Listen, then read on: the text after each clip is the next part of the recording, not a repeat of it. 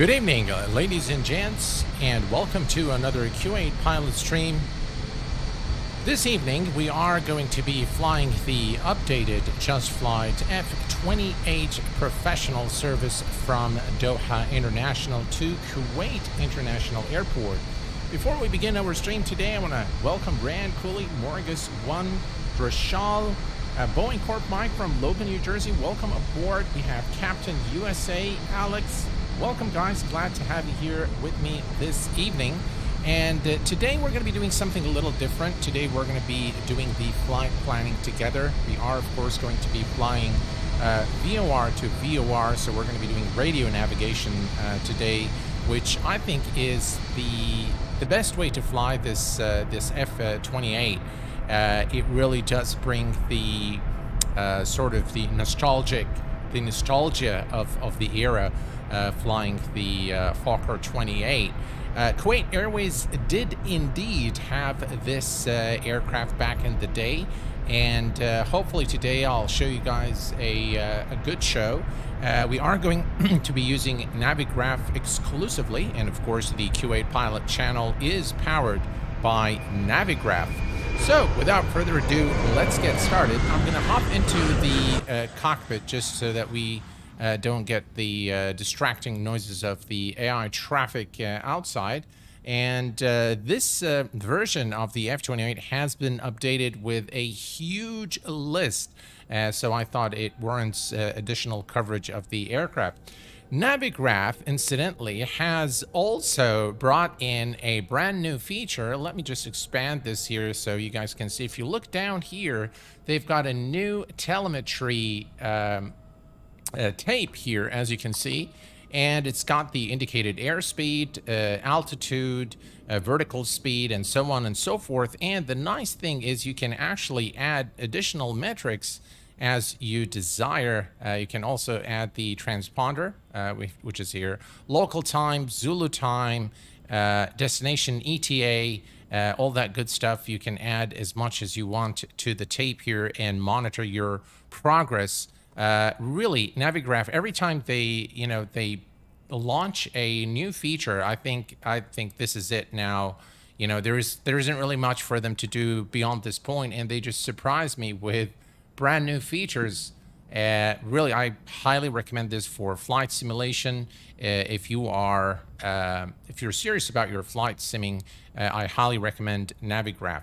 So what we're going to be doing today, folks, is Chris Patton from Houston, Texas. Welcome aboard. Saskia, how are you doing, my friend? Welcome aboard. Glad to have you with us.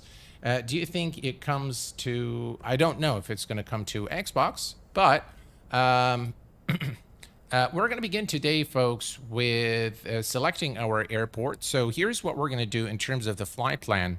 And if you want to follow the same, you can.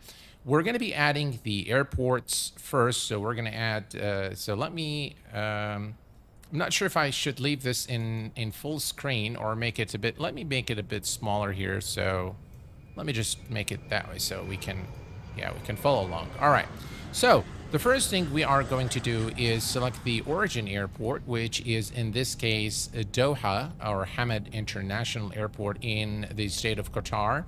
And we're going to say add to route. And our destination today is Kuwait International, the home of Q8Pilot. So we're going to select Oscar Kilo Kilo Kilo and add to the route. Now we have our route highlighted. I love how Navigraph sort of zooms out once you have the route selected. And now we have obviously the destination bearing as well. You can see also that Navigraph has updated the distance to the destination, which is 306 nautical miles, about an hour flight today. Should be fun. And now that we have both airports, now we are going to be flying VOR to VOR. So I'm not going to worry about SIDS and stars today. We're going to just worry about the departure and arrival runways. MVFR at Hamad International is very, very humid in Doha, and we need to really get the aircraft going here and start the APU to air condition the cabin, make sure it is cool for our passengers. So let's go ahead and select the runway. Another nice update from Navigraph is the selection of runways. Now they actually label the runways for departure. You can see here, so this is, you've got the crosswind and the head or tailwind. You can see now 16 left is not used, and this is now labeled. This is really, really good stuff. And again, it makes flight planning a lot easier for us in the flight sim world. All right, so we are going to be selecting runway 34 right for departure, and we have placed the aircraft in close proximity to the runway. So we're going to say add to route, and now we have runway 34 right selected. And if we go to Kuwait, and from the runways, we can see that runway either 15 left or 15 right are available. So the wind is favoring either one of these runways. Now, if we look at Kuwait International and we look at the runways, so we have 15 right here and we have 15 left. I am going to pick 15 left because we are going to park the aircraft at the Emiri terminal. We are transporting some VIPs today, and I believe that normally this is the arrival runway at Kuwait International. So we're going to select 15 left, which is, again, the wind is favoring 15 left or 15 right. So I'm going to say add route for runway 15 left. Now we can see that both runways are favoring the winds are favoring those two runways, so we are now good in terms of both the departure and destination, as well as the runway selection. So we are good. Again, as a reminder, when you select the runways, you always select the runway in which the wind is blowing into, in the direction, so opposite to the direction of the aircraft. You always fly into the wind. It helps with the lift, and also helps in case of a rejected takeoff. It will help the aircraft stop a lot faster than if you had tailwind.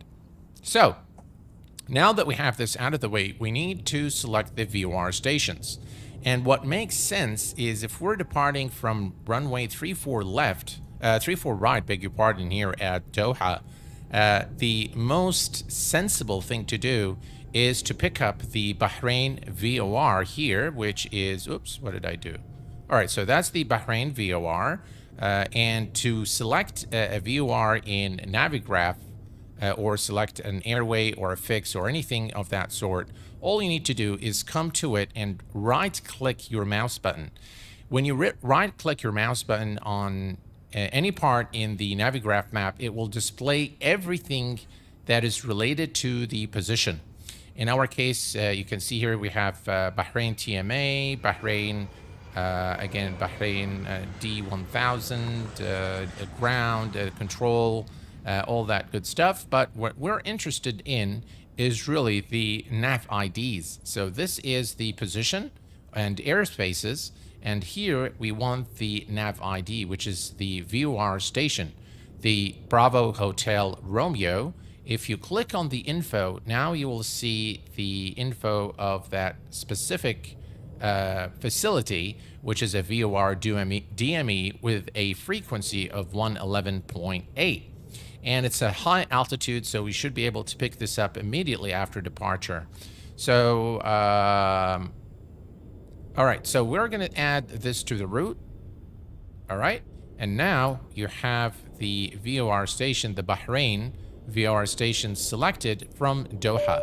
So from Doha on departure, we're going to follow runway heading. And Benny,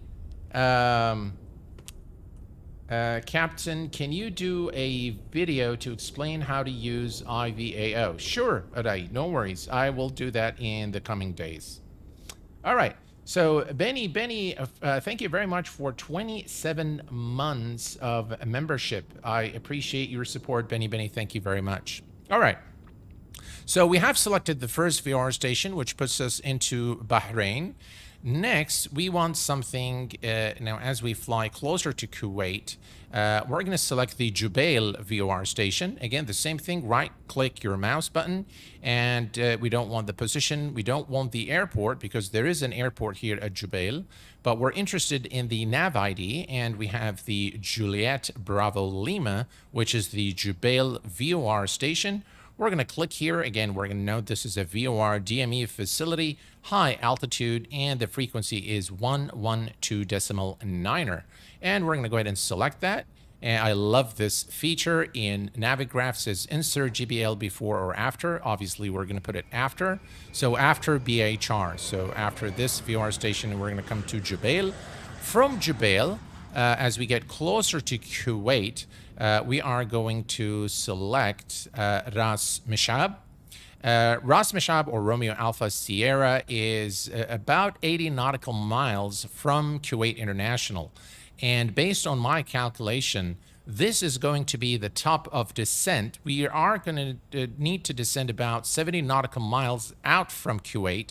So we're going to select Ras Mishab because it is about 78 nautical miles from Kuwait. And that will give us sufficient time to descend from our final cruise altitude today of 27,000 feet. Dougal Mektevish, welcome aboard. And ladies and gents, we have with us Fly Lilo. Hello, Fly Lilo. Welcome aboard, my friend. Hello, James. Welcome, my friend. Glad to have you here. All right. So we are going to select Ras Mishab. So we're going to come here again, Nav ID, Ras, Romeo Alpha Sierra. We're going to click on Info and add to the route. And we're going to select after Jubail. So we're going to add the VOR station here. And finally, what I'm going to do for runway 15 right, we need to look at the chart before we understand what we need to do here. So if we go to Kuwait International and select the approach runway 15 right is the one I believe. Was it 15 right or 15 left? 15 left. All right. So for 15 left, if we bring it here on the chart, you can see this is the Koa or Kilo Uniform Alpha VOR station, which is placed actually at the air, just a little away from the airport. It's actually on the far end of the airport.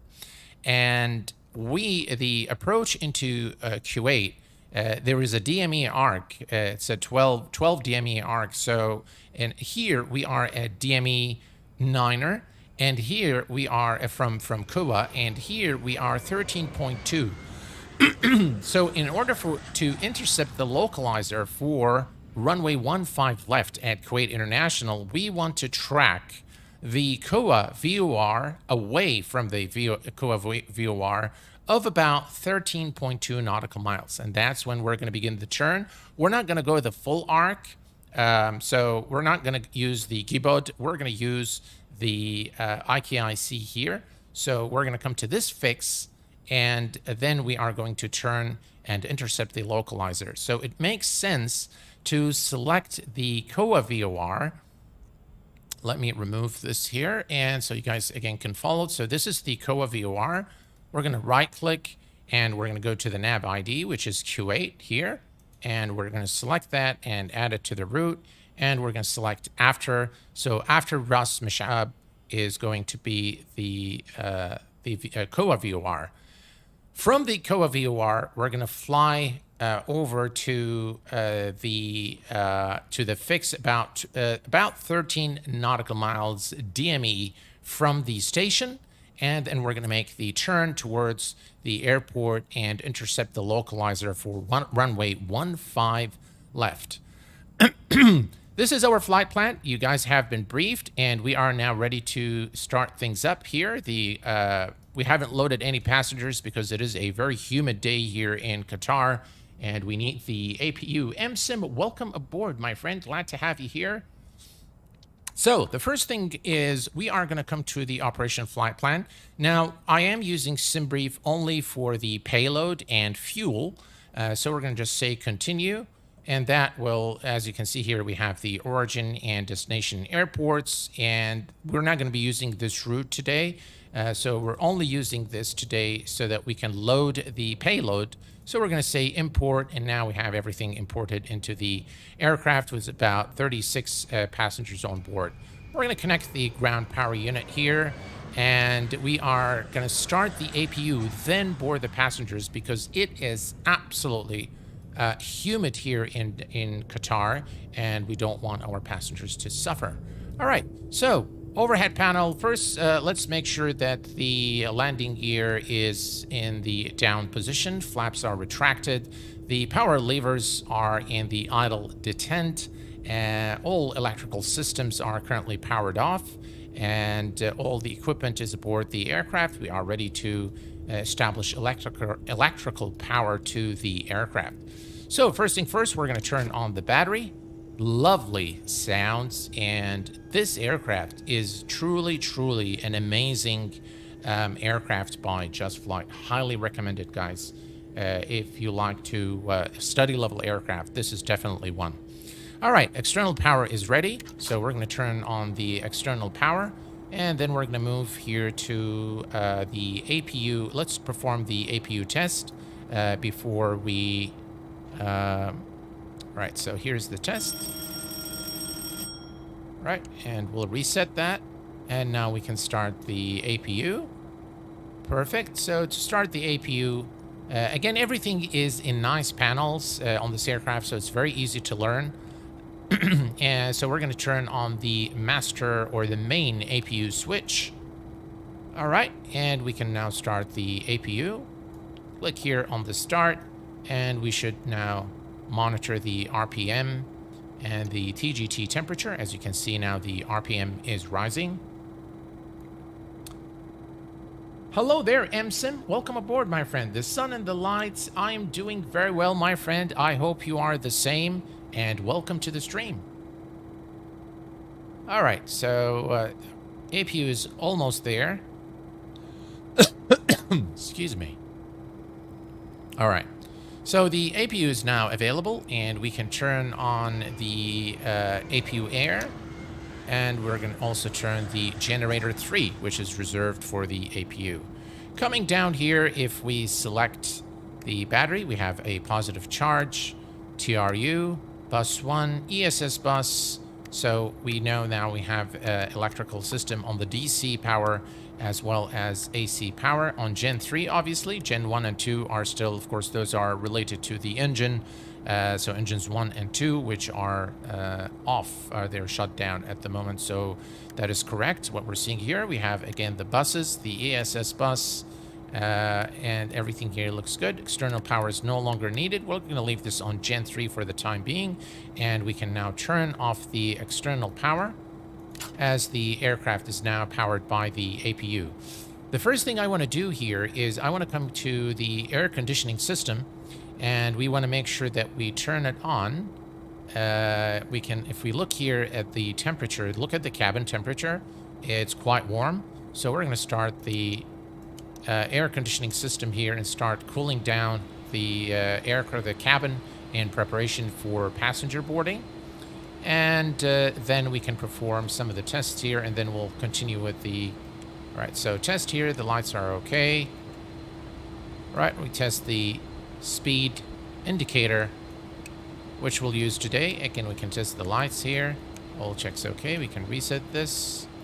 All right, and everything here looks good. Skid test, we can perform this in the end before we start, but we can do it now and be over with it. And we can also perform the engine fire test for the left engine and the right engine. And we can perform the TVI test. All checks okay. Perfect. Everything here looks good. And we can also come here and test the oxygen. There we go. All right. Oxygen is tested. Ceiling vent we don't need, and we can also input our flight plan here. So we are, the trip today, we are flight 257 my favorite flight number. And the date today is September the 5th, 20 days away from my 49th birthday. All right, so 05 is already selected. Excellent. And flight data recorder is operational. Excellent. So everything is good here. Now we can start. Let's take a look here just at the overhead panel. We have the electrical power established. Gens 1 and 2 are in the on position. Their TRUs are on. Everything here looks good. The aircraft is refueled, so we're going to turn on the fasten seatbelt and non-smoking signs. We're going to set our altitude here. So let's set the pressure to, not the cabin altitude, to 27,000 feet. Right, 27,000 is set. Perfect. Everything here looks good. Brilliant. And we don't need the anti-icing at this point. Everything here looks good. The cabin temperature is suitable now. It's coming down in the green. We can actually reduce the... let's put it down here so we get a little bit of more cool air into the cabin. We're almost in the green there, and we can start boarding our passengers. So let's go ahead and do that. We're going to go to GSX and request boarding. Requested. And we can come to the aircraft and open the door. And the forward cargo and aft cargo. And now, as you can see, the aircraft is being serviced and the main door is open. And we should be able to see the passengers coming to the aircraft momentarily. You want to board through? Yeah, we're going to board both. All right, perfect. All right, so we're going to have to suffer a little bit with the sounds there, but that's okay.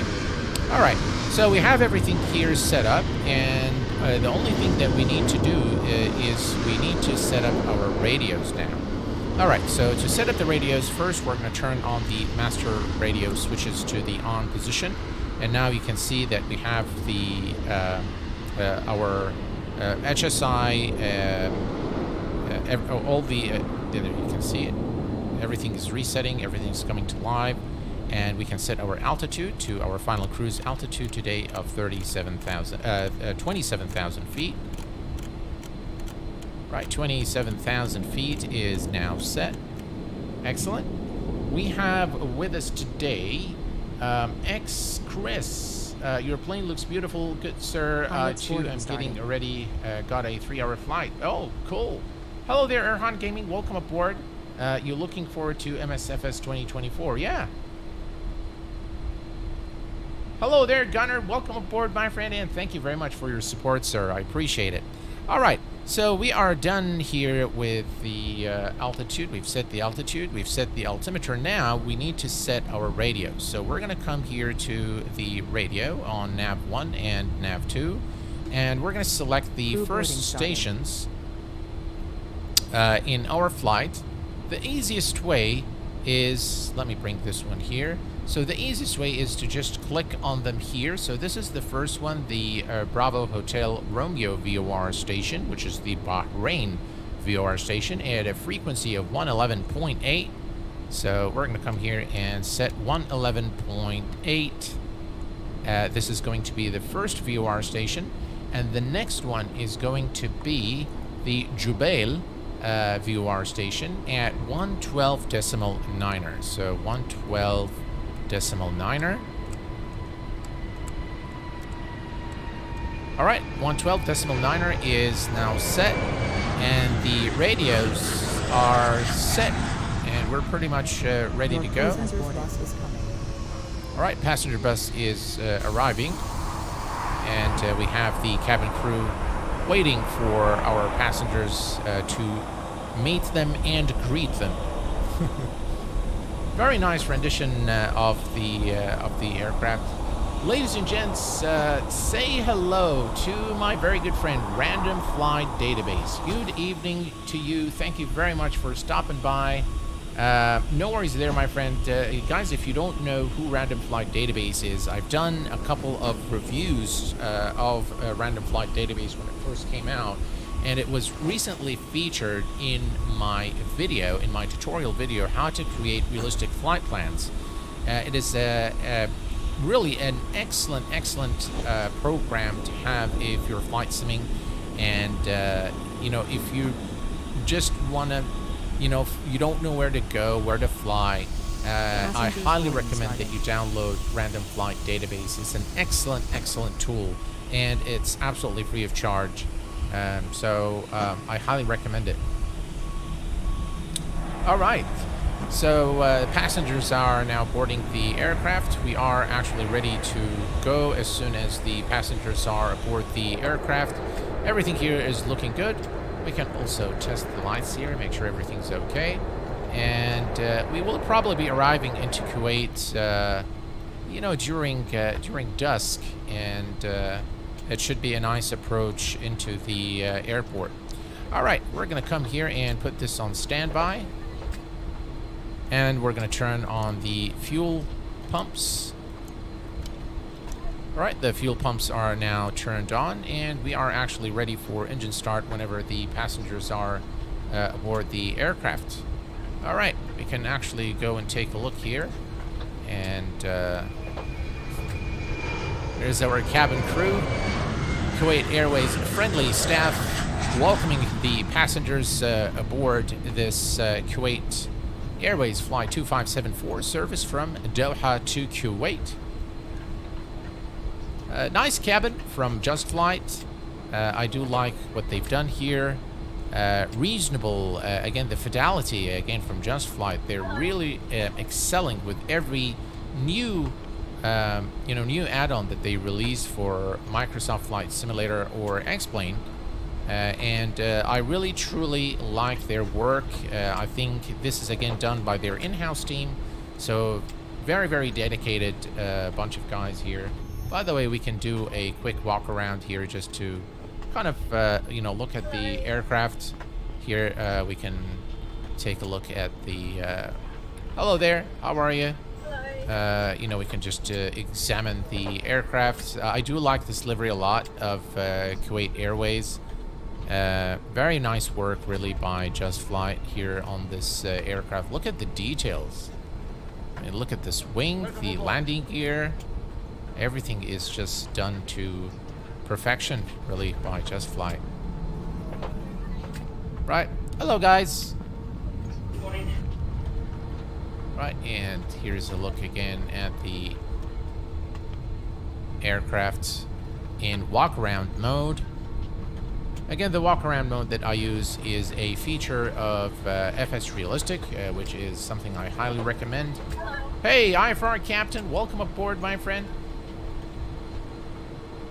Soren, welcome aboard, my friend. Glad to have you here with us. Marzo, good evening to you, my friend.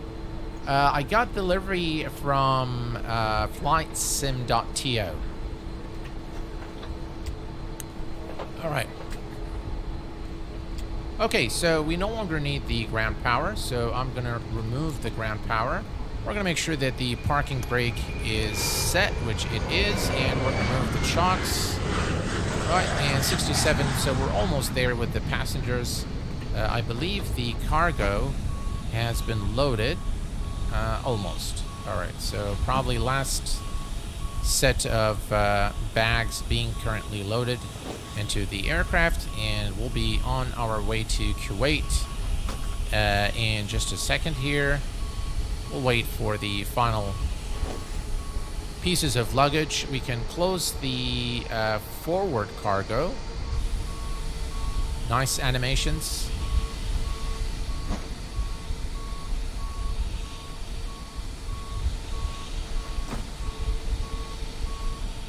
It looks like the passengers are all aboard, and we're just going to wait for the luggage, and we'll be on our way.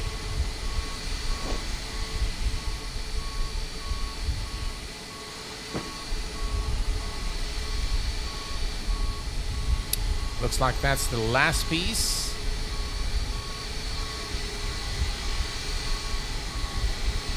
Excellent. Indeed. And baggage loading boarding is complete, ladies and gents, and we are now ready to close the doors and be on our way. So we're going to close the passenger door, the aft cargo door. Listen to the sounds. Very, very nice sounds as the doors closed. All right, we are ready to go. We are going to come down here and turn on the beacon lights. Red dome, no, not this one. All right, so we want the anti-collision. The top and the bottom anti-collision lights are now on, and we are ready for engine start. So let's go ahead and call the pushback truck and push out of our position. Prepare for pushback and departure.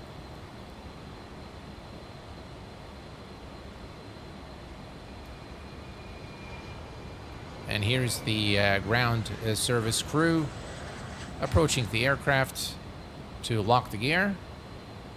Hello, Captain. We are ready for pushback. Hello, we are ready. Feel free to connect whenever you can. Thank you very much, IFR Captain. All right, so the gear pins are being connected now to the aircraft. Departure checks completed. Bypass pin inserted.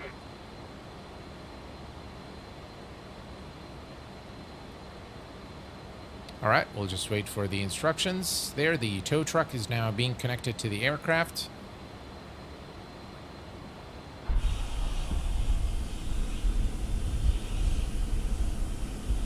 She's all hidden under the gear there. Locking gear. All right. What a nice looking aircraft.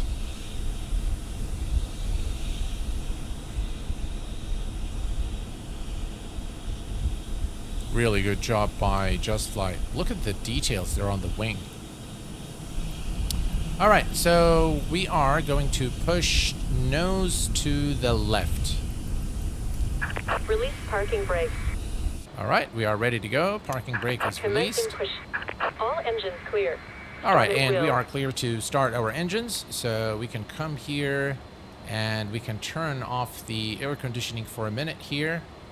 So let me just turn this off, and we can now start the engines. To start the engines is actually very simple. We need the engine switch to the on position, and we're going to select engine number 2 first. We can see that the starter valve is open, and we can now look at the engine RPM. At about 20% RPM, we will introduce fuel.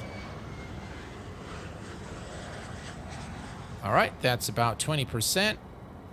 There we go. You see the relight illuminating here, and the engines are now being started.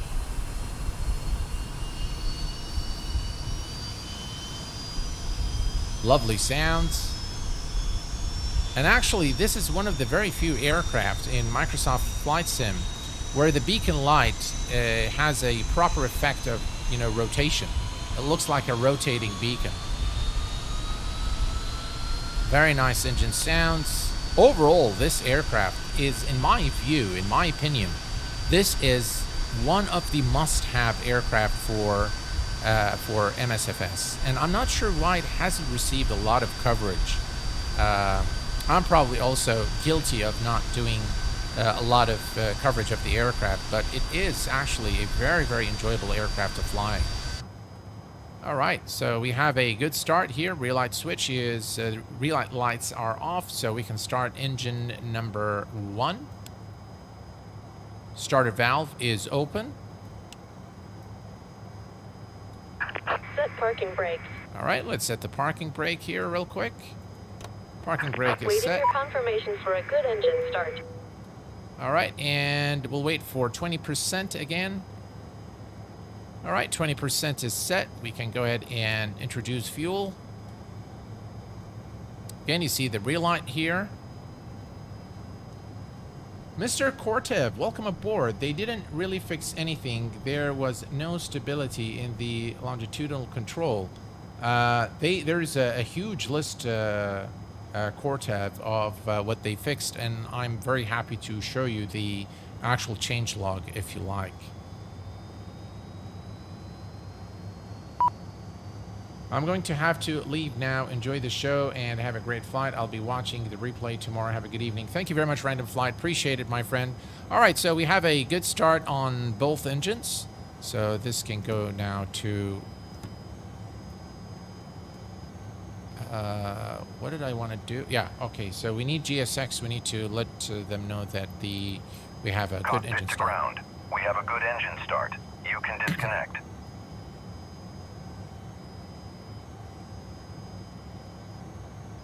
All right.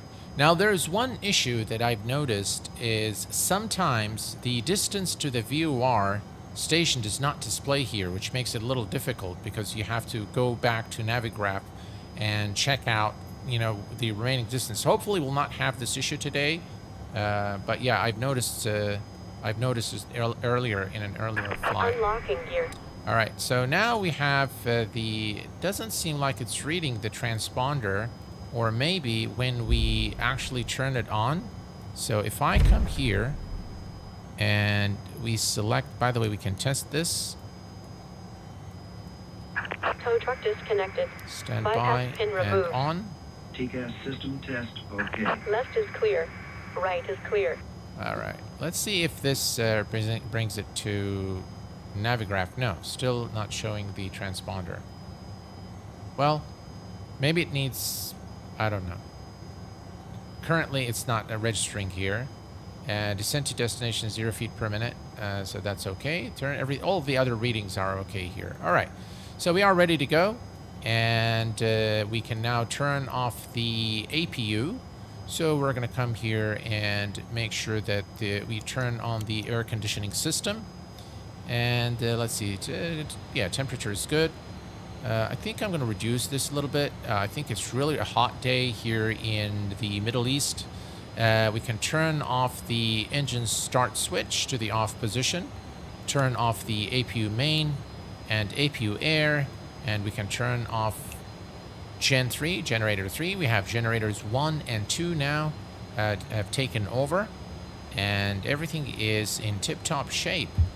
All right, let's turn off the gust lock. Is turned off, and yaw damper or damping is on. We're going to turn on our nav light, and we're going to turn on the taxi light. There we go, taxi light is on, and we are ready to taxi to the runway. All right, perfect, all's looking good. Let me reset my view. Parking brake is released, and off we go.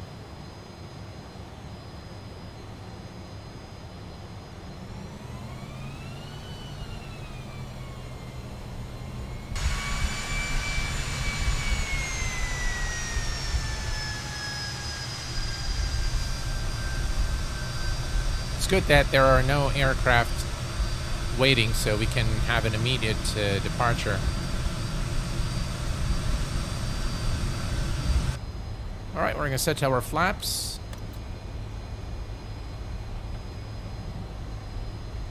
Allison Johnson, thank you so much for 19.99 pounds. That is very, very generous of you. Thank you very much, Allison. Appreciate it, my friend. Thank you very much, Allison. That's very, very kind of you. All right. We have Dougal and Allison today. What a treat. Yeah, thank you very much. Yeah, Drishal, the sounds are phenomenal. They're just really, really great. Not sure what's wrong with my rudder pedals. They've been just really steering to the right, and I have to compensate. All right, so we're approaching the runway here, and everything is looking good. I'm going to turn on the landing lights, and taxi light can go off.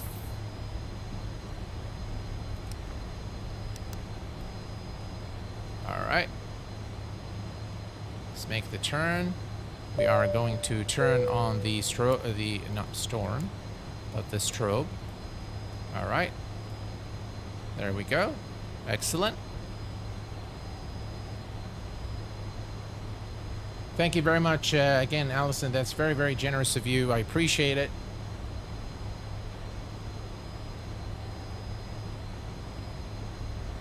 All right, this is runway 34 right. We are cleared for takeoff.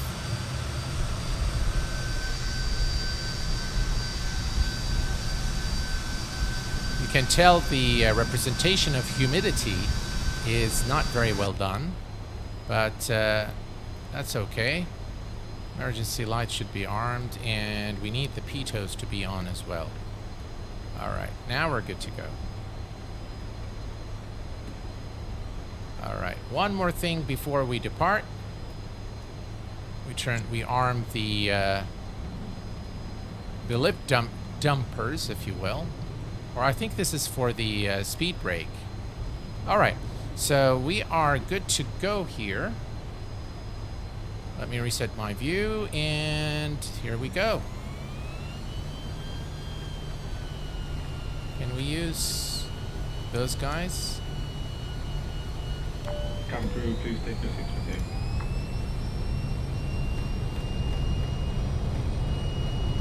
All right. 80 knots. Check. Power set.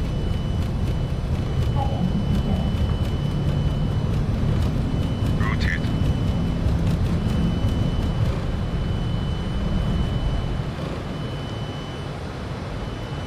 Positive climb. Gear up. Right, gear's going up.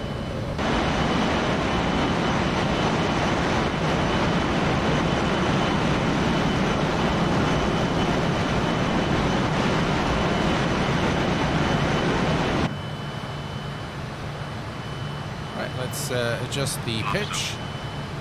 Right, flaps can go up. All right, and at this point we can go to autopilot. We're going to select IAS, and we're going to select the VOR beam. Let's see here. All right, why is it not selecting beam? Nav 1 is selected. Ah, there we go. Now we can select beam. And now we can set the course. Again, it's not giving me the distance to the station. That's going to be a struggle during the flight, but that's okay. Let's see here.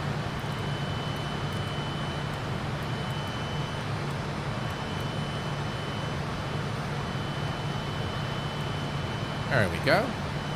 Right, we're climbing to our cruise altitude now in IAS mode. Beam is to capture the VOR. As you can see now, we can see both in the green.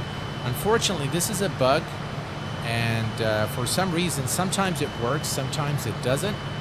And now I don't have the reading to the station, but now we know that we're flying towards the station, as you can see here. So this is the course 314, and we're flying towards the VOR station. And if we consult our Navigraph chart, we are just departing Doha, Qatar, and we are flying direct to the Bravo Hotel Romeo VOR station. So we'll have to keep checking on our VOR every now and then. All right, we're going to maintain this current speed, 240, 230 knots. That's a good speed for the climb. Hello there, not a bug. All right, lower pedestal turn on DME radios. Toggle switch to climb.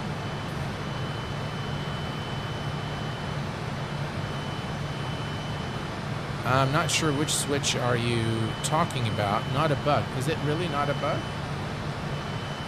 Lower pedestal turn on DME for radios. All right, let's take a look here.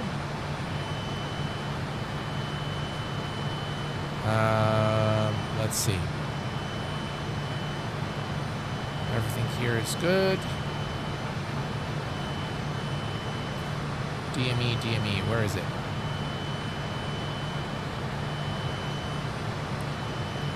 So this is nav 1. Is it this one? Sorry, wrong spot, my bad. Toggle switch to climb. Which switch?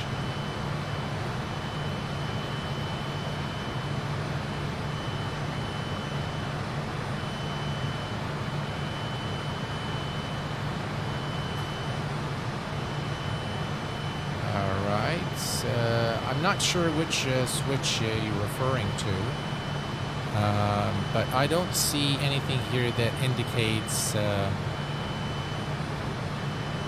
This is VHF1, DME. Where is the DME switch? Let's see.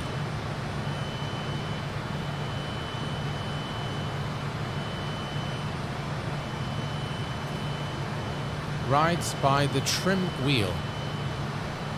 Right, so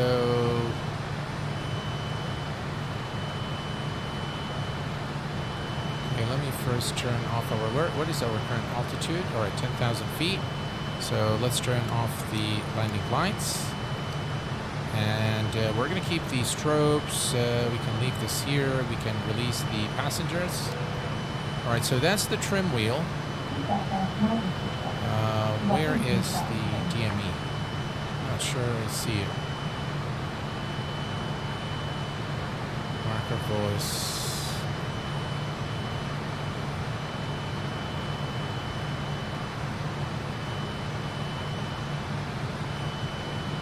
To toggle switch to takeoff.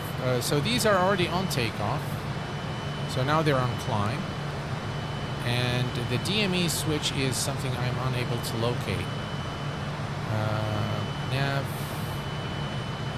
altitude, VOR.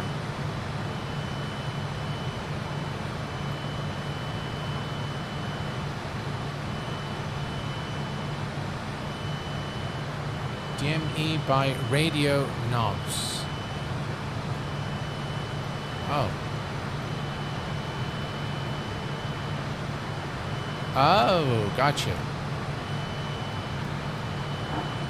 Excellent. Thank you so much. I was, I thought I was, looking for I thought I remember doing something and I just couldn't remember where, why is this not working? And I remember I started the aircraft on the runway and it was there, and obviously it sets everything in the correct, the correct configuration. Thank you so much for that, Warren. Appreciate it. All right, we're continuing our climb to 27,000.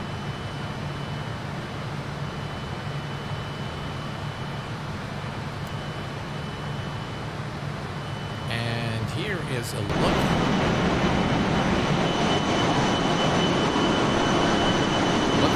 The humidity in the air is shown as, kind of like a layer of haze in the sim.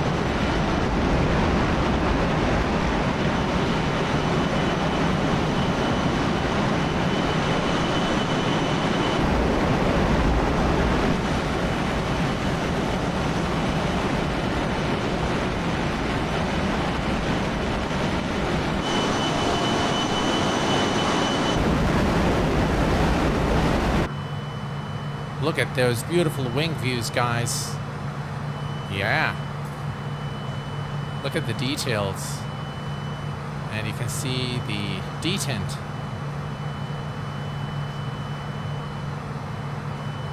Lovely. Just really lovely work by JustFlight. They keep getting better and better.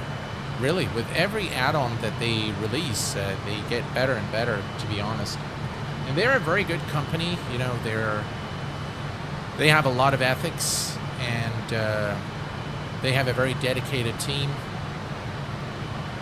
They produce very high quality add-ons, and I've always found that JustFlight they don't go crazy with the pricing. So always I find their add-ons to be reasonably priced.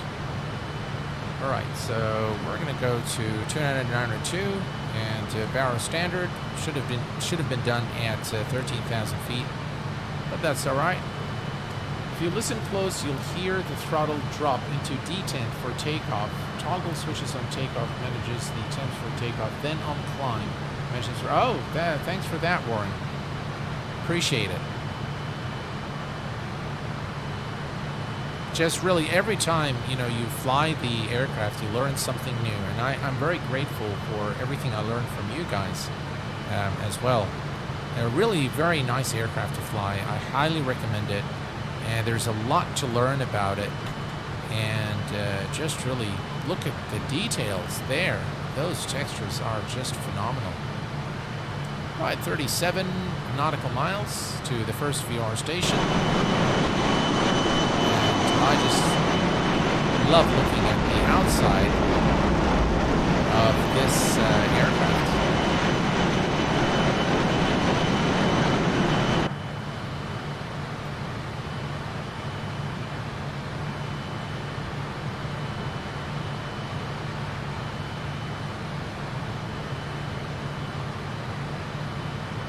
All right, we continue the climb, about 5,000 feet to go. And hopefully, I was actually hoping I would see coverage from the IVAO today for this route. Normally they have coverage in Qatar and Kuwait. Unfortunately, there was nothing. There was no ATC available today. So I was going to actually do a flight with ATC today, with online from the IVAO network, which is my preferred online network. But unfortunately, unfortunately, there is no ATC coverage. JustFlight have paid huge attention to detail with this aircraft, and they normally do Google with their aircraft. They normally are very particular about producing very high quality add-ons. They haven't released much, but if you look at the add-ons by JustFlight over the years, they've produced a handful of payware add-ons, but they are all very, very, very well made, whether they're for X-Plane or for Microsoft Flight Sim. I know that they've abandoned X-Plane, so to speak. They're developing mainly for the MS platform now, but whatever they produce, these guys really know what they're doing, and they produce very high quality add-ons that are very enjoyable. The Pipers that they have for Microsoft Flight Sim and X-Plane, as well as the BAE 146, are just phenomenal. And by the way, I prefer the BAE 146 for X-Plane more than the MSFS version. Not from the visual perspective, but just from the flight model, the way the aircraft flies, the way it handles up in the air. Hey Q8, nice to see you again. I am proud to see the Fokker airplane. I'm Dutch and proud on the Dutch, on that Dutch engineering. Absolutely. There's a lot of reason for you to be proud, my friend. Excellent aircraft. And hats off to the guys over at JustFlight for really taking all of that engineering and rendering it beautifully in the sim.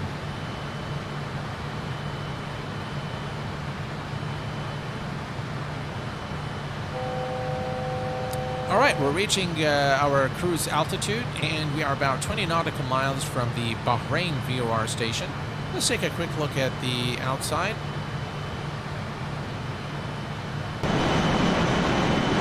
Here we are flying over the Persian Gulf, and we are about, this is Bahrain, by the way, and right over there is Al Harraq, which is a very popular area in Bahrain, a very small island in the Persian Gulf.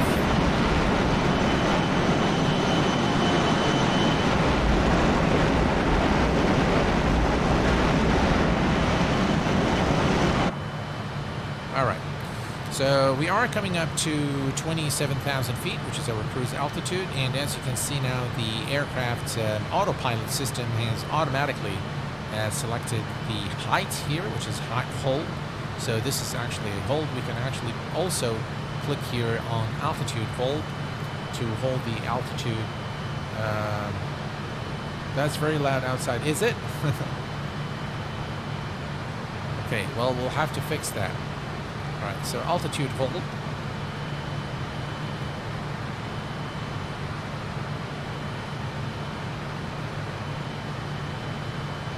All right, and we are looking good. All right, so we are about 11 nautical miles from the Bahrain VR station. So if we look here and we zoom in, you can see that we are on a direct path to the VR station. Now check this out. The distance to destination distance is 236 nautical miles. You can see all the data is being updated here in real time from Navigraph. Great new feature. In fact, let's add a metric here. Let's go ahead and add, perhaps we add the destination ETA. All right, so destination ETA is 1453 Zulu, and the descent to destination is 814 feet per minute. Very cool. Only the transponder is still showing 0 for some reason. But I love this new feature from Navigraph. They just keep on getting better and better. Yeah. All right. We are, the next station is going to be Al Jubail VR station, or Juliet Bravo Lima, at 112.9er, which is already set here, 112.9er, and you can always just select nav2. So we are now on nav1, and if we want to go to nav2, we are 5 nautical miles, so good time to switch. We're going to click on nav2, click on beam, and then we're going to set the course to the station. So we're going to come to nav2 here, and we want to obviously fly to the station. So we're going to change it here, and we can see about 80.7 nautical miles. And now the aircraft is turning towards the VR station. Again, to verify, you can always take a look at your Navigraph chart. And as you can see here from the Bahrain VR station, we are now on a direct path to Al Jubail. What is it complaining about? Oh, the speed. Yeah, we got carried away there with the speed. So let's reduce the speed a little bit. I forgot to retard the... Hey, everyone, lunch being served. Yes, absolutely. I recommend considering the flight routes on the aircraft is a free scenery. Sure, I will definitely take a look at that.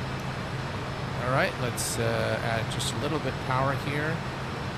And we're going to maintain about 250 knots here for the remainder of the flight.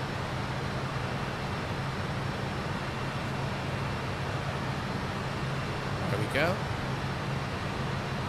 Some 70 nautical miles to the next VR station.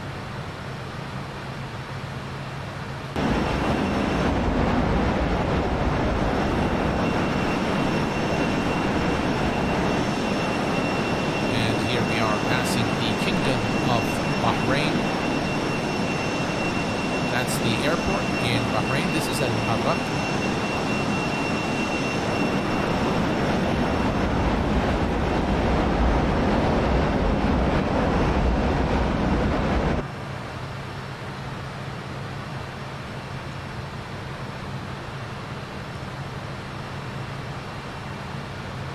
Really fine aircraft by JustFlight.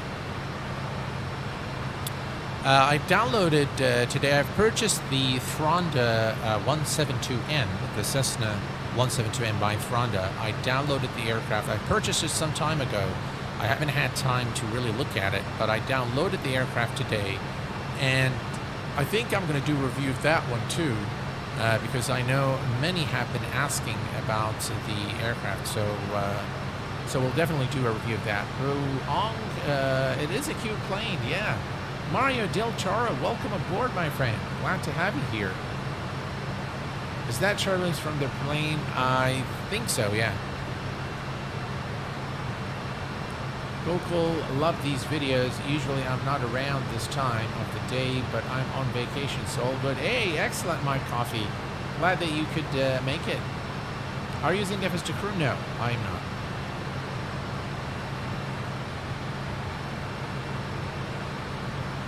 Mario Del Toro, that's a nice livery. Does Kuwait Airways have a retro livery on any of their planes? I don't think they have any more. I don't think, maybe a couple of Airbuses, the old ones, still have the retro livery. But all the aircraft have been updated now with the new livery, which I think, by the way, is nicer. So just put this here back. So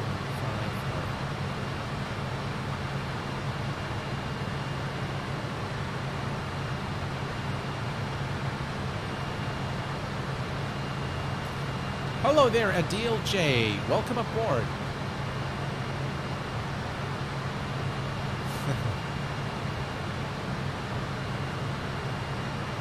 All right, let's take a look here at the cabin.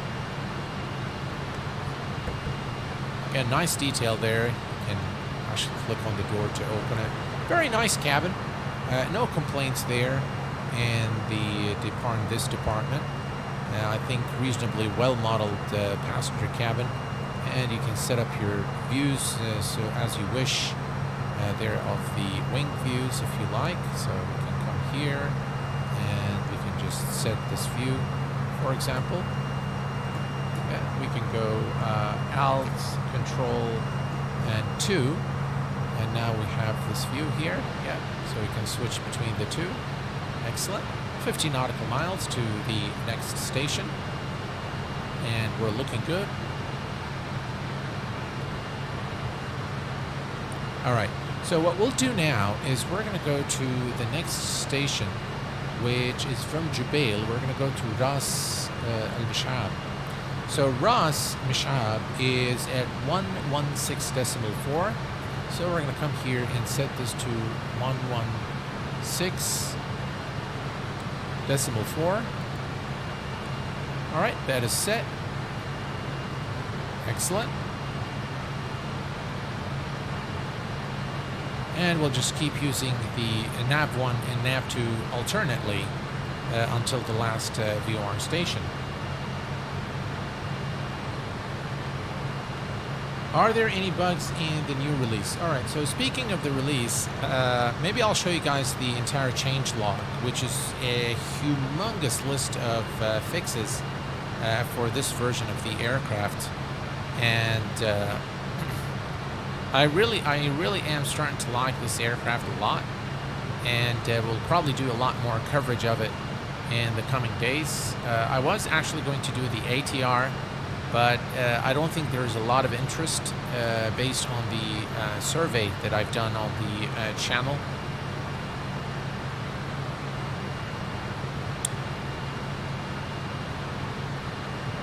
So it looks like yeah, the ATR is not a preferred. Maybe there is a lot of content on the ATR, and maybe for those reasons you guys are not really interested in, you know, an additional coverage of the aircraft.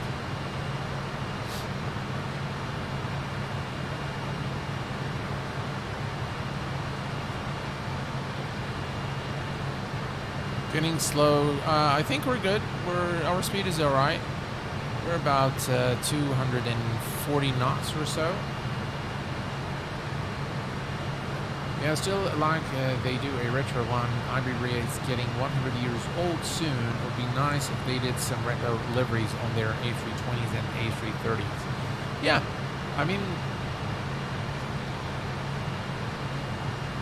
ATR is a complex aircraft. It's not complex if you just spend some time to learn, you know, to learn it. It's actually pretty simple.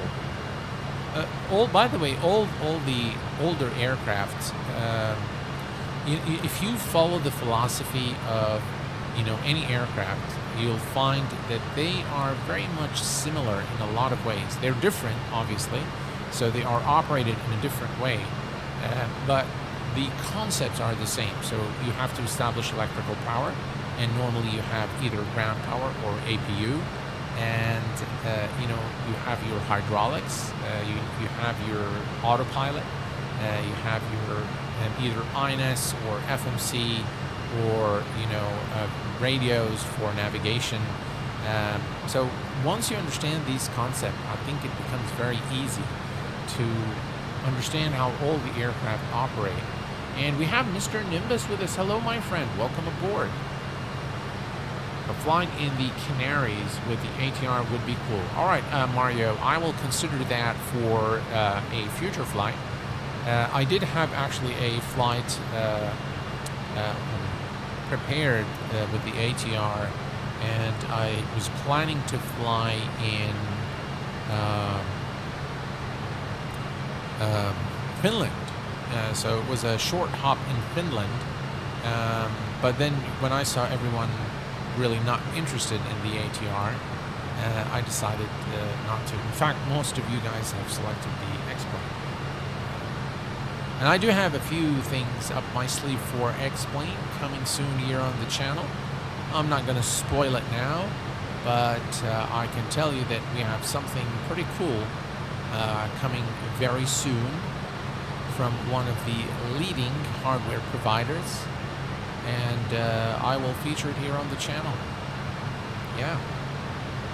All right, we're doing good. No worries at all, Mario. My pleasure, my friend. My pleasure. Yeah.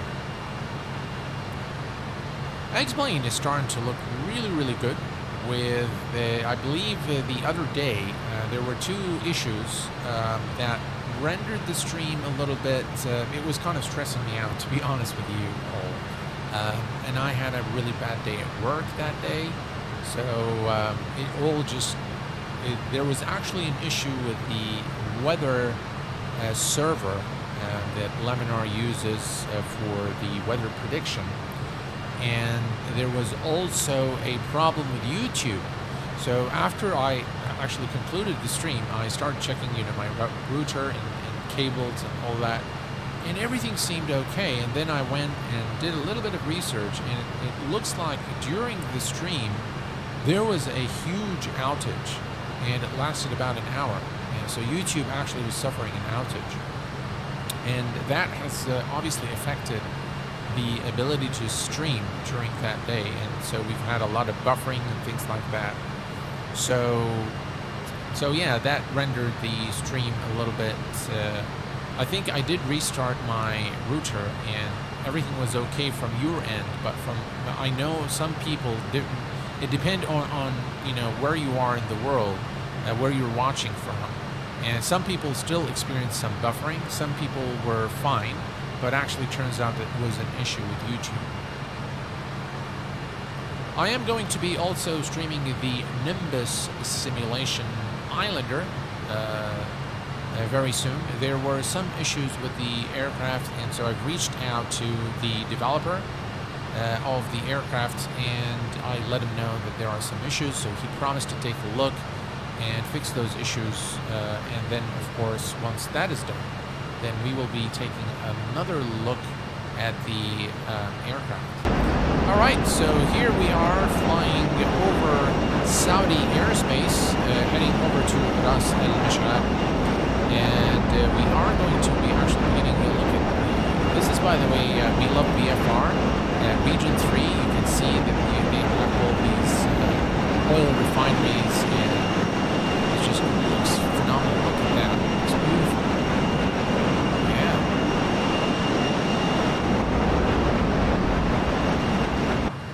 All right.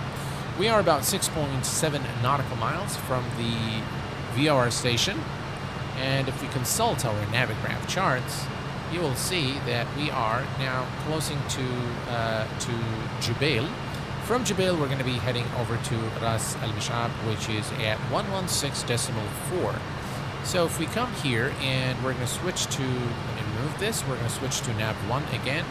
We're going to go to beam, and now we're going to set the course to the station.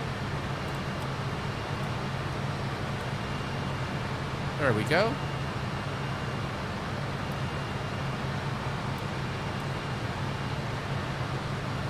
Excellent.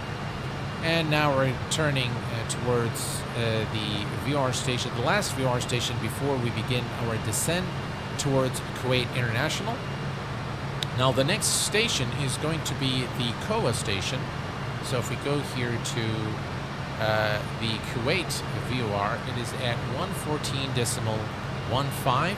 So we're going to set 114.15 on the DME2. There we go, 114.5. And that would be the last station before we begin our descent. We Love VFR is one of the best freeware add-ons in my... Yep, I agree. I agree. It is excellent. What I thought, and it wasn't you. I didn't quite get you there, Rand.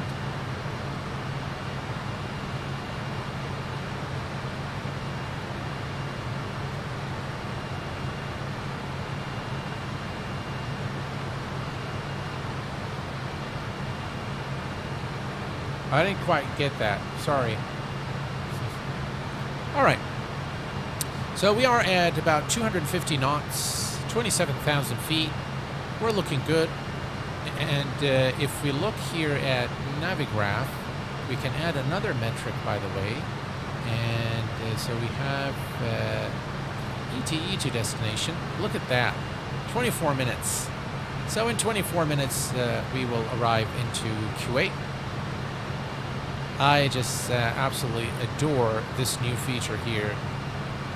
You've got all the information here at the fingertips, at your fingertips, all the information that you require. And by the way, you see now how the descent to destination is increasing as we get closer to the destination.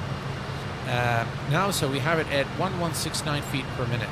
Now, if we come to the electronic flight back here, and if we go to home, there is actually a TOD calculator that ships with this aircraft.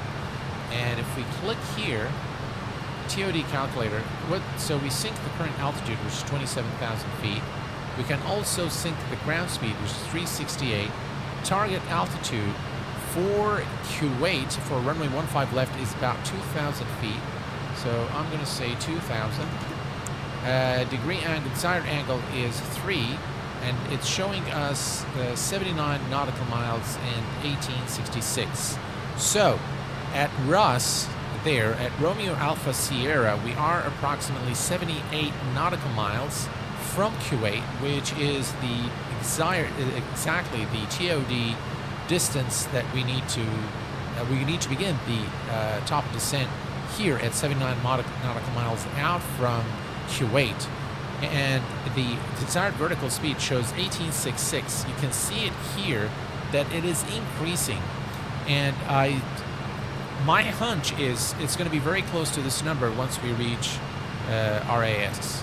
So I think this is really a very good addition from Navigraph. One thing I would really love to see now that they have this is to actually show the TOD on the map. That would be just great if they can do that. All right, perfect. Oh, it's looking good here. I think it's starting to get a little dark. So let me just introduce some lights here into the cockpit. It's too much. There we go. Excellent. Do we have any lights here? Let's go up here. Let's see, cockpit. Cabin. Oh, no, that's the temp. What am I doing? You can tell it's getting close to Q8 Pilot's bedtime. Let's see. Oh, we've got here. I think that's enough. Yeah, I think that's good. Excellent. All right, 49 nautical miles to top of descent. Mr. Carlson asks, how do you get the head shake? I have FS Realistic. Hi, Q8, greetings from Fantas, Kuwait. Hello, Vincent. Welcome aboard, my friend. Oh, got you, Rand. Thank you, my friend. Yeah, I'm not very alert today. I'm unable to connect things. Just really, it's been a tiring day. Very tiring day.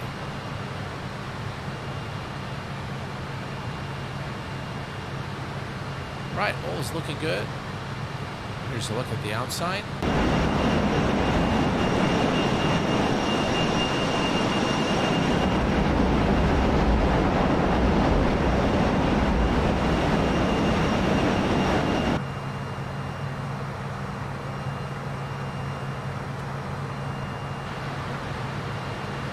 Even the interior of the aircraft, by the way, is done very well. Here's a look at the cabin.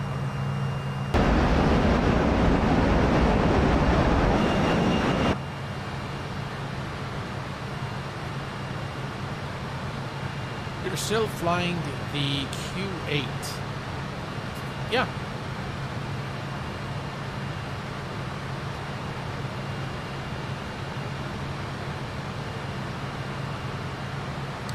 All right, looking good here. It's about 39 nautical miles to top of descent. Everything here looking good. Temperature, you can see the cabin temperatures in the green for our passengers, as it is really an extremely hot day here in Kuwait. If we look at the current temperature, let's see what we have here at Kuwait. We're going to go to the weather information. So it's showing overcast, which is about 28 nautical miles from Kuwait City. 295, temperature's 38. Yeah, that's about right. And it is right now 10:15 p.m. in Kuwait, and the temperature is 38. So just imagine how hot it gets in the morning. Yeah. All right. Perfect. All looking good. Not many around in the States any longer. You mean not too many people fly around in the States? Is that what you meant, Warren?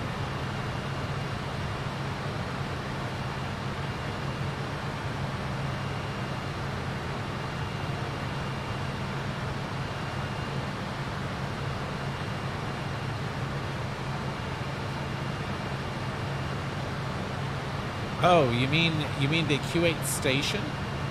I'm sorry, I'm not following today. I think he means the Q8. Oh, the Q8 400-8. Oh, gotcha. Yeah, the Q8 400 is. I still like that aircraft a lot. I like FlyJSON aircraft, generally speaking. All of the ones produced by FlyJSON. And the Dash 8 remains to be one of my favorite. I just did it a few days ago.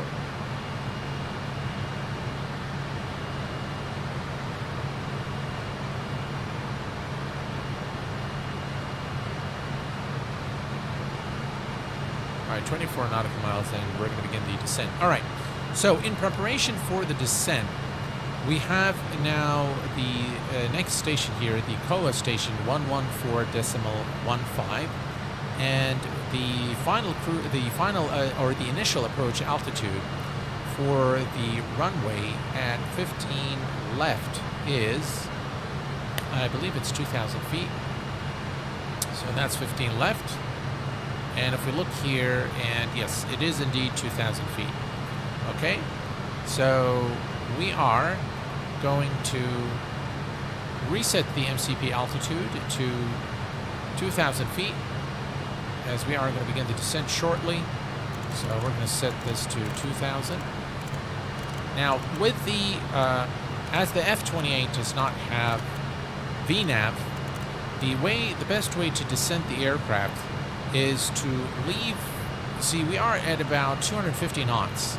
So the best way is to switch to IAS mode and then retard the throttles, and the aircraft will descend. We will adjust the throttle so that we maintain the speed that we get here in the TOD calculator.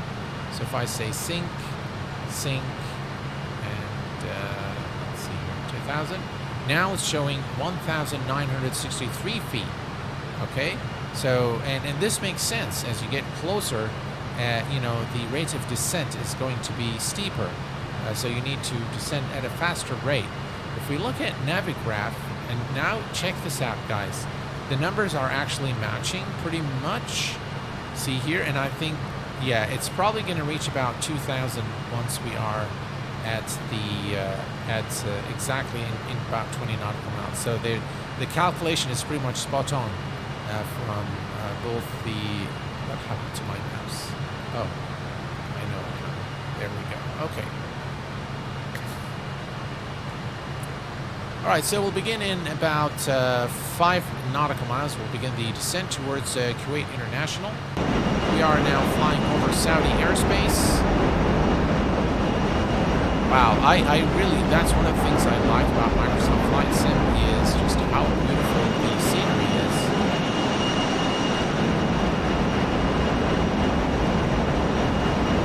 Here I go, I lost my iPad again. How do I keep disconnecting? There we go.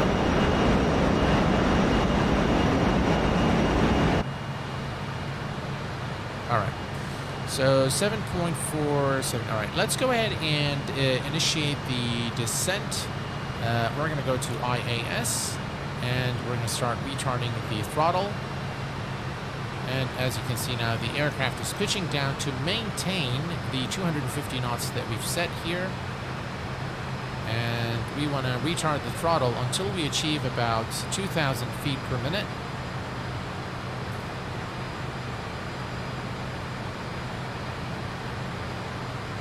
All right, that's about right.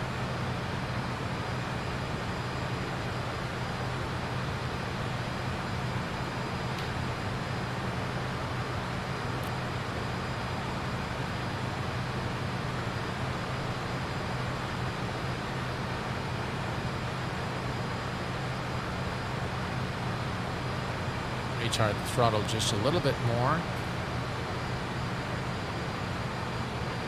All right, and now we're going to switch to nav 1.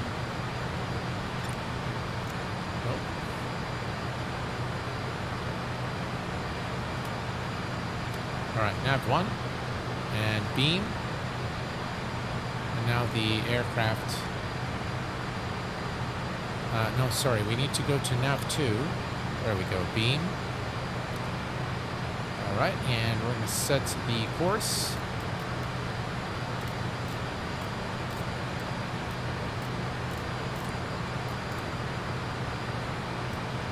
There we go.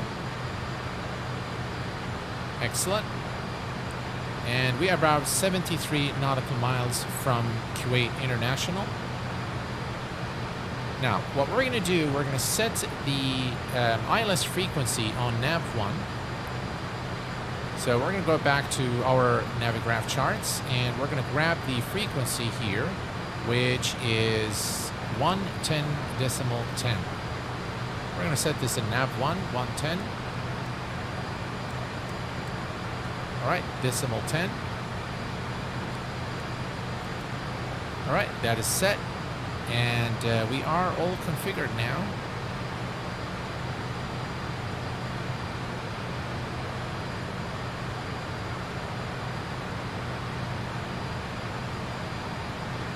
Finally, I can see the chat.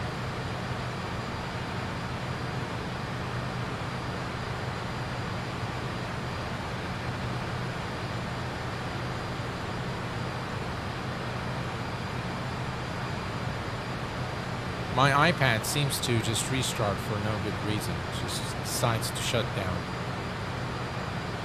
Maybe it's time for a new iPad.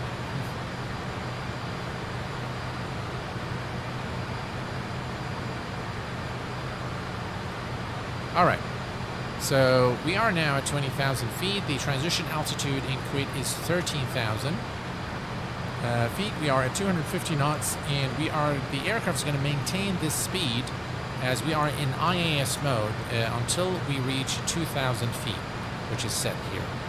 All right, we're doing well, and everything is in tip-top shape. Weather in Kuwait is not bad.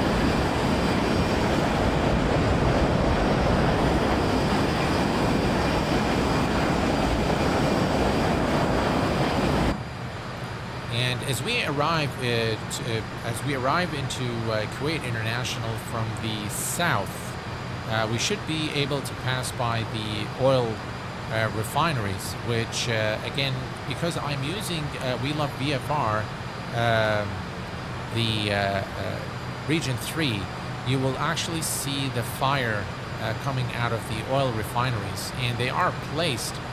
Much to my surprise, my pleasant surprise, they are placed in exactly the right place. So those guys have really done a really good job with We Love VFR. Right, we continue our descent. All is looking good. Android device is good. Just saying. Yeah, I use Android all the time. It is an actual proper software, I agree. See, back when I was in the telco industry, I was actually the sales director for one of the operators here in Kuwait. And the saying between us, you know, the directors and the technical guys over in the telco industry is that Android phones, or specifically the Samsung Android phone, was for the serious businessman, whereas the Apple phone is for for children or for kids. That's that's what we used to say. It was the thing to kind of. Yeah, we were pretty serious about the Android at the time. I still am. I've tried all the phones, and I just find it to be, the best of all the phones that I've tried. Gotta love Android. I like Apple hardware. It's quality, but software-wise, Android every time for me. Yep. Absolutely. Love that saying. All right, 13,000 feet, folks. Let's set our altimeter. Perfect. A little bit of a turbulence here as we approach Kuwait. We are about 46 nautical miles out from the airport. We're looking good in terms of the descent. Now, what we're going to do is as soon as we are at the Koa station, or the Kilo Uniform Alpha, we're going to turn to a heading of 006 degrees. So what I'll do here is I'm going to set 006, okay? So we're going to go to the heading knob, and we're going to set to 006. Okay, that's 03, that's about right there. All right, and we're just going to continue the descent now. We're approaching 10,000 feet.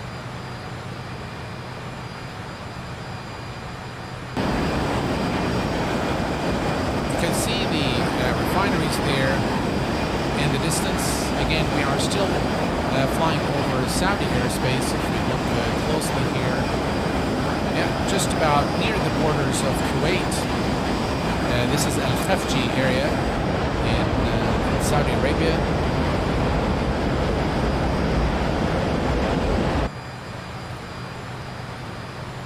All right, we're approaching 10,000 feet. Let's come here, turn on our lights. Landing lights are on.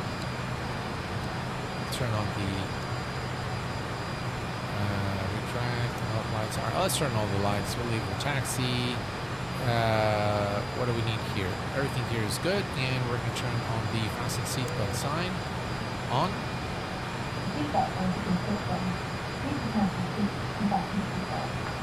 Right, looking good.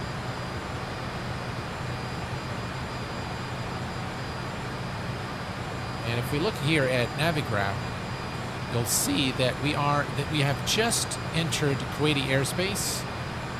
And if we look out, I think you'll find the refineries a little further down. This is an area where you'll find some of them.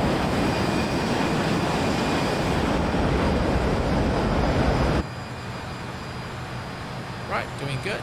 8,000. Hello there, JustFlight.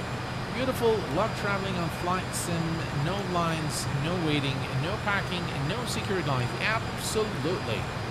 Absolutely. Right, we'll continue the descent. We're looking good. And we have now for the approach, when we set the course and for the landing, all you need to do is click on approach, and it will automatically set both nav1 and nav2 to the ILS frequency, which is 110.10.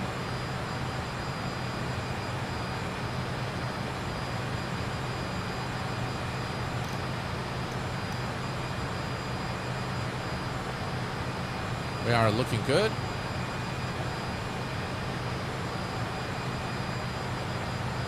About 20 nautical miles, so 15, yeah. So in about 15 nautical miles, we should reach our desired altitude of 2,000 feet. Here's another look here at the outside as we enter Kuwaiti airspace.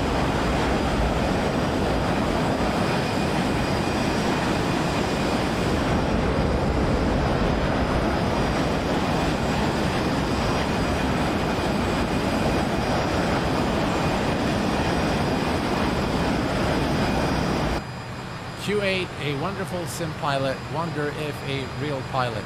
My coffee, no, I am not a real world pilot. And here you can see the oil refineries. So now you can see the fire there coming out of the oil refineries, and this is exactly where they are in Kuwait. So when you actually come from the southern part of the country, you'll be able to see those oil refineries there with all the fire there on the tips of those refineries. Very, very beautiful work by We Love VFR, and I highly recommend. I'm not sure if you guys maybe can see it now. There, you can see the fire here. Very, very nice, exactly at where you find them in real life. So, again, very, very nice. Microsoft Flight Sim is excellent for VFR, without a doubt. 22 nautical miles. We're looking good. About 5,000 feet. And we'll begin reducing our speed shortly.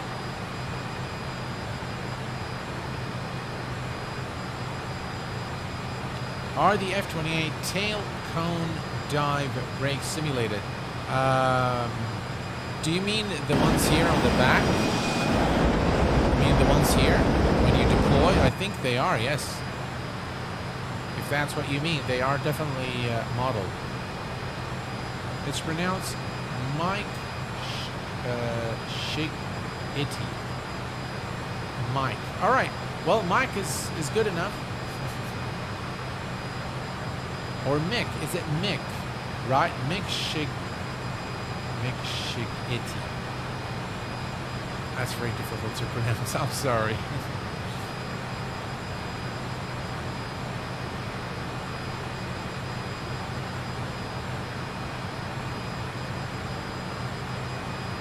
Is that you? Yes. Okay. Got you. Okay. So I said it correctly finally. Is that really a name, or is that like a, you know, like a nickname? Or Dave Cap 1458, welcome aboard. Q, not fires, they are cold flares. Imagine everything taking place at a refinery is under pressure. Then they need to be relieved of flare turn on. Yeah. Thanks for that. Appreciate the info. I'm an Irishman. Oh, Irishman nickname. Oh, okay. Gotcha. All right. We are coming close to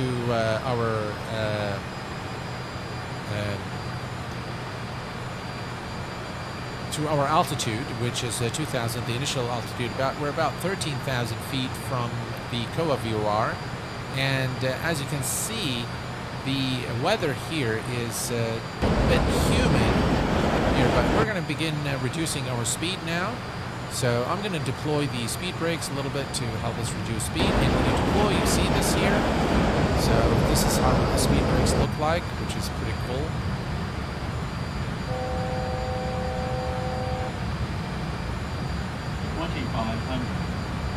All right.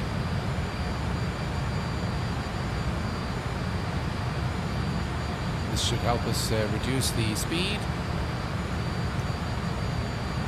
as we make the final turn towards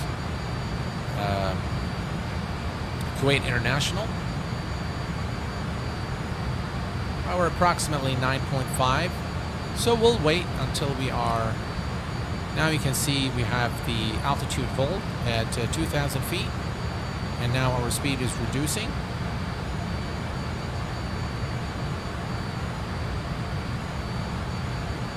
All right, we can retract the speed brake. Excellent. And we're going to maintain 2,000 and continue to reduce our speed.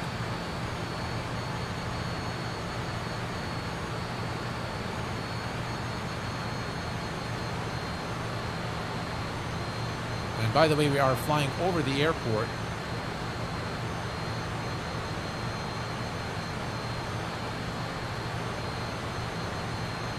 Okay.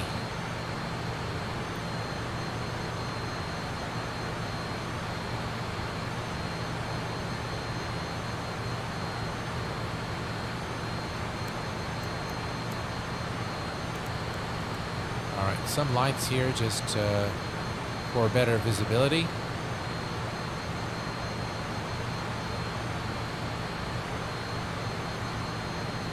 All right, so here's what we'll do now, folks. We are now going to switch to heading mode. All right, now the aircraft is going to turn away from the VOR station, and at the same time we are going to click here on approach. Now once you click on approach, it's going to arm the DME 1 and 2. This actually should change both frequencies to the same. So, all right, let me do this manually this time. So we'll do 110.10. Right, 110.10 for both. Right, we are flying obviously away from the station now. And the approach course is 152 degrees. So we're going to set this to 152.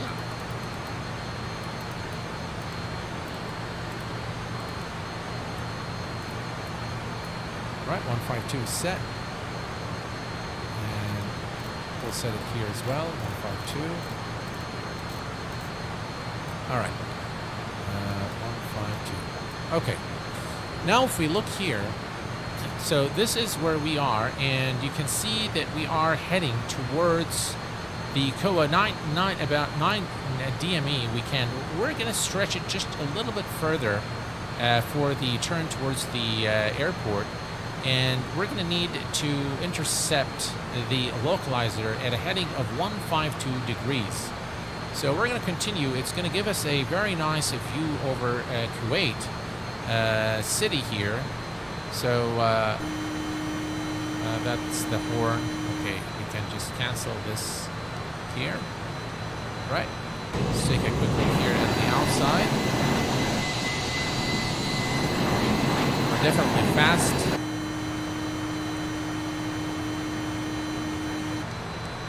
There we go. All right, let me extend the speed brakes a little bit.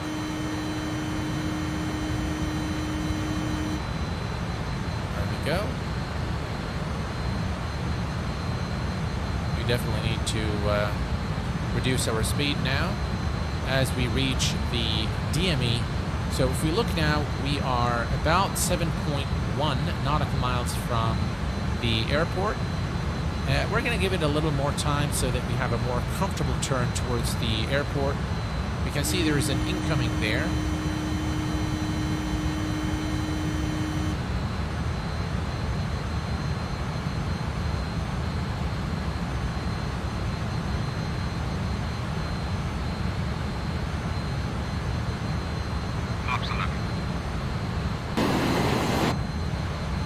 All right. Flaps 11.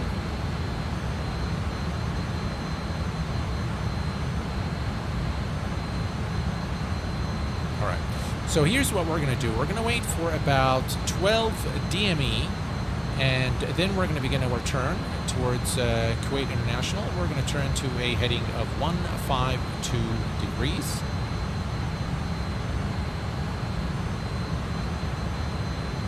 And if you want to visually take a look at this, so this is the city. This is Kuwait Towers. And if we look at Navigraph charts, this is where we are. This is the 12 DME arc. And this is, how the turn is going to materialize, essentially. And it's going to give us a nice look at the city here as we make it to the airport. All right. I think we're good. We are about 12 nautical miles now, and we can begin the turn so we're going to turn to a heading of 152, and we're going to do a left turn.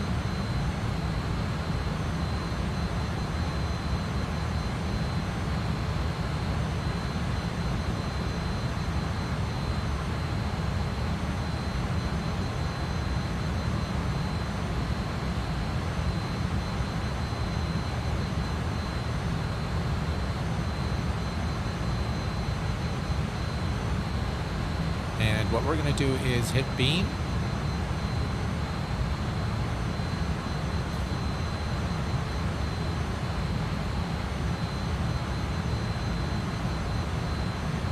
(152 degrees).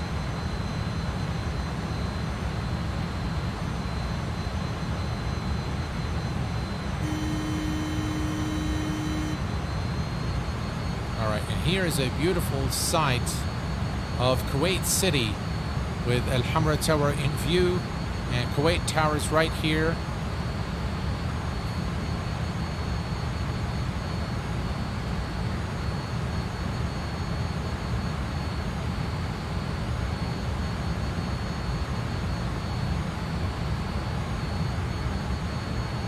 Brilliant. Okay.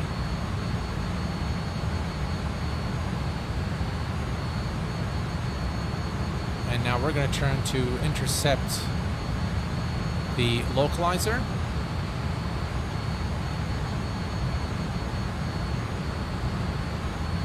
All right. So if you look here at where we are, this is where we are right now. So let me, is it 152? Approach course is 152, yes.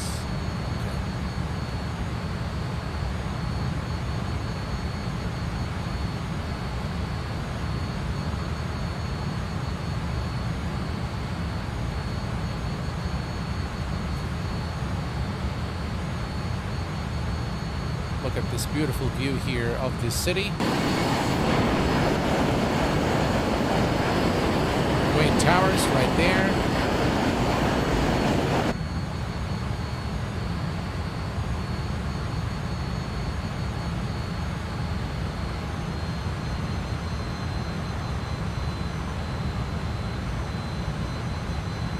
And here's a good indication of our speed, whether we're too fast or too slow.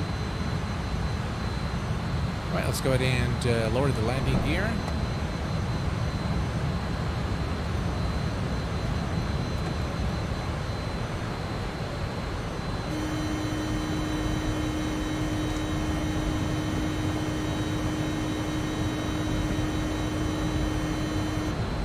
Right, landing gear is down.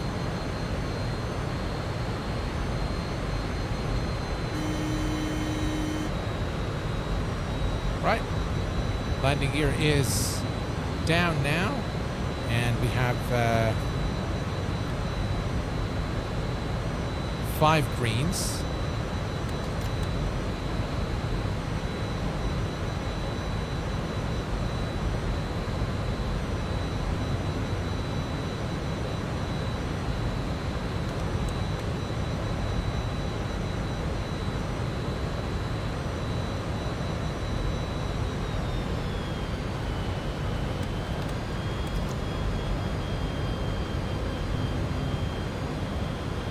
Here's the runway. All right, I'm going to disconnect the autopilot. Let's go here. Autopilot disconnected.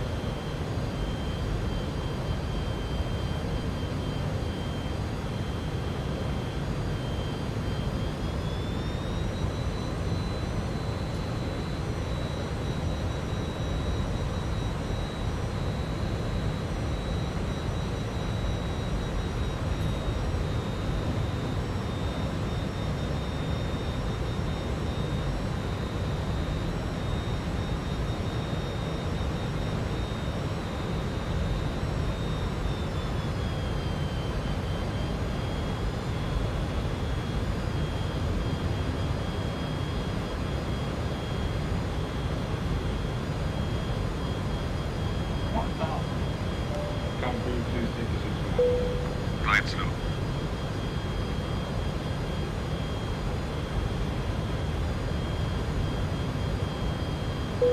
That stutter that you saw is FSLTL.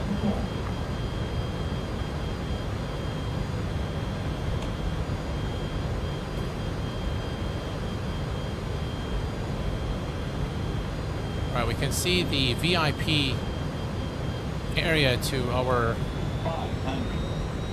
right there as we come to land. We're a bit too low. And you'll see the duplicate runways. That's a fix that the guys of the developers of Kuwait International should probably fix.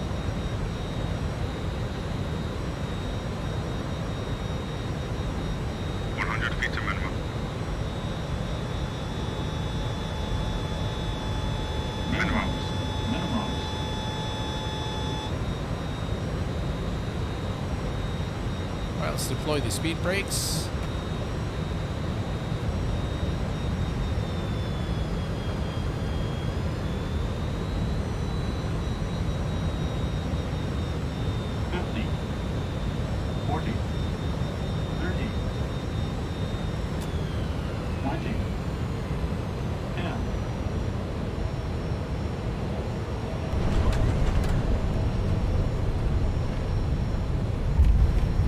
Ladies and gents, welcome to Kuwait International Airport.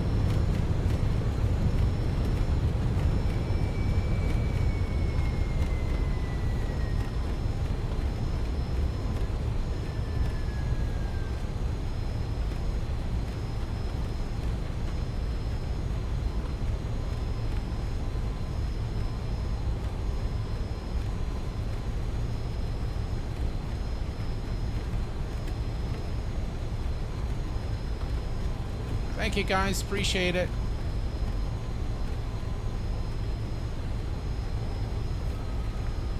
Alright, let's begin retracting the flaps.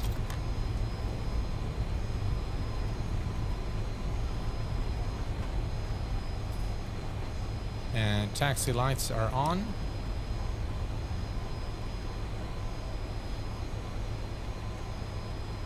All right, and landing lights are off.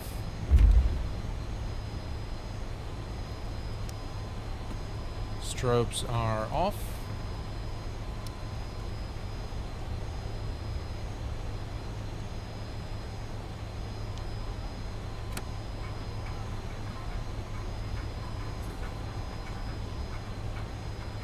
All right, we've made it safely. We're going to follow that Lufthansa, and we're going to taxi all the way to the VIP airport terminal, or the Emiri terminal, at the far end of the taxiway here. Some activity here at Kuwait International this evening, looks like. We have an incoming there. Again, this all the flight that you see here is coming from flight radar, so this is real world AI traffic. So this is what is happening currently at the airport. Thank you very much, Rand, Rashal, everyone. Thank you, guys. I'm glad that you have enjoyed the landing. We could have done better. Visibility wasn't great, but yeah, we could have done better. Nonetheless, very, very enjoyable. I really enjoyed flying the F28 Professional by JustFlight this evening. And I think moving forward, we're going to be seeing a lot more of this aircraft.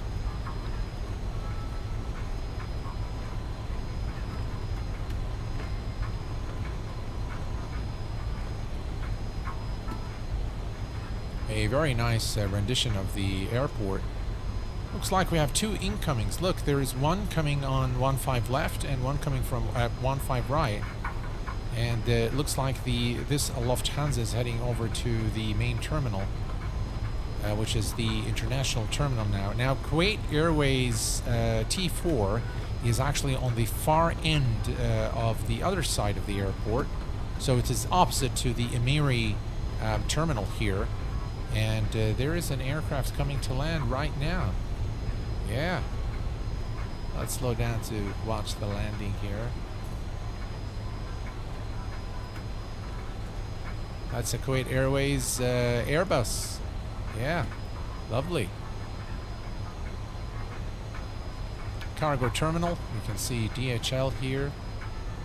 And that's the Lufthansa aircraft that just landed before we did, heading over to the international terminal, which is right over there. And this is the Emiri terminal, where we are going to bring the aircraft to a complete stop and let our VIPs disembark the aircraft onto the VIP terminal here at Kuwait International.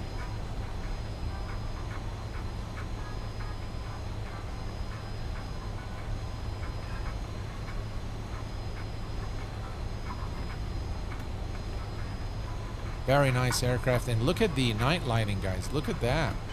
I mean, this looks really phenomenal. I love it. I just absolutely love the night lighting in this aircraft. The brightness, the way the scattering of the light is just done, the spill, and everything is done so well. Yeah.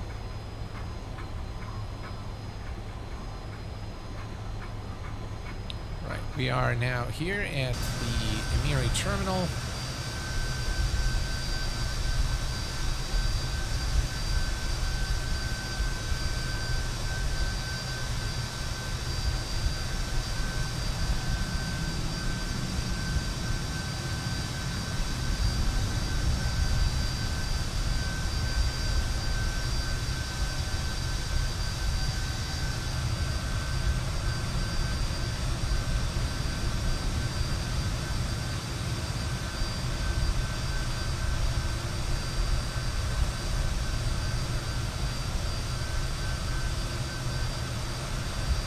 We're not going to go to the gate, so we're going to go to maybe that area there. I wasn't sure. Looks like I'm sure there is warmer than one, but that's okay. All right, let's just bring it here. That's all right. I know sometimes the aircraft park over there, for the presidents of other countries when they visit Kuwait. The aircraft parks over here.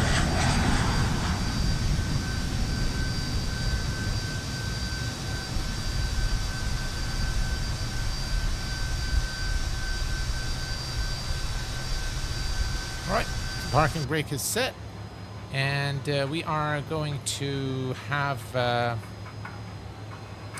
let's see, shocks, ground power, and we'll just wait for the ground power to show ready.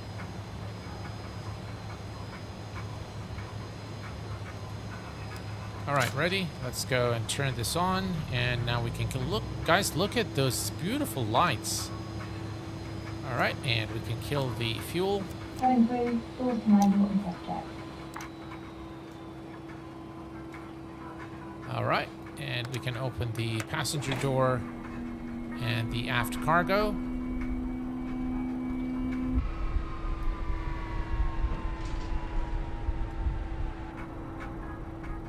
And we can turn off the lights. So, anti-collision. We'll leave the nav lights on for now. And let's go ahead and get the passengers out. The boarding requested. All right.